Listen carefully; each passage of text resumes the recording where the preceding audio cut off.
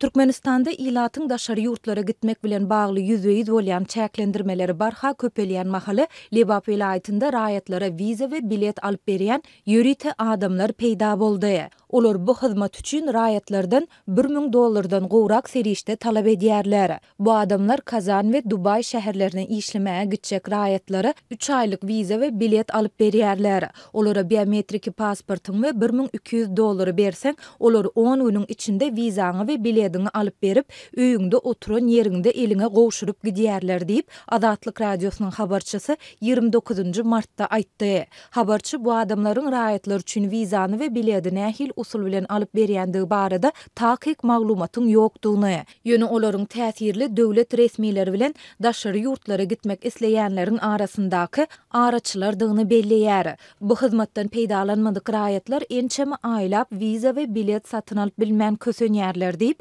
Lewaply ýaşaýjy anonimlik şertinde aýtdy. Bu araçylar sebitde daşary ýurtlara işlemäge gitmek isleýän raýatlaryň barha köpelmeginiň ýöne türkmen häkimetleriniň raýatlaryň ýurtdan çykmak üçin pasport we wiza almak şertlerini kynlaşdyrmagynyň arasynda peýda boldy. Habarçynyň maglumatyna görä ýurtda dowam edýän ýiti ykdysady kynçylyklaryň arasynda häzirki wagtda Sayat, Halyç, Sakar we Çärjew etraplaryndan has köp adam eklenç gözleginde daşary ýurtlara gidýär. Olar esasan İstanbul, Kazan we Dubay şäherlerini saýlap alýarlar. Kazana gidýän raýatlar 3 aýlyk wiza alýarlar we soňra wizany uzaldyp şol ýerde galýarlar. Dubaýa gidýänleriň şol ýerde ýörite türkmen mihmanhanasynda bolýandygy we gündelik $20 töleýändigi aýdylýar. Olary iwiçke hem berilýär. Olar şol mihmanhanada bolup iş gözleýärler. Bu mihmanhanada türkmenleriň köpdigi aýdylýar. Türkiýe wiza almak has kyn bolup, ýaşy 25 yetmedik ýaş denanlaryň köpüsi wiza alyp bilmeýär diýip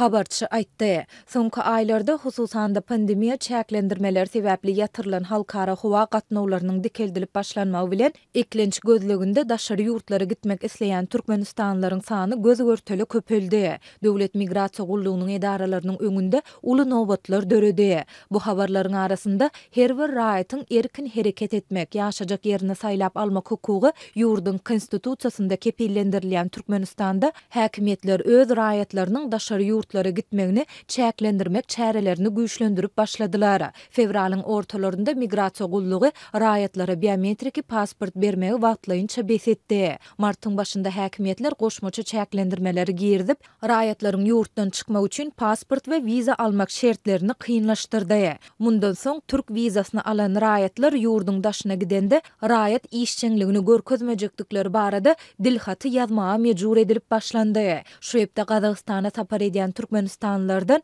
ýydyna dolanyp geljekdigine kepil geçýän ynanç hatynyň soralyp başlanandygy barada maglumatlar gelip gowşdy. Türkmen häkimetleri we berk döwlet gözegçiligindäki metbuat serişdeleri bu ýagdaýlar barada maglumat bermeýärler.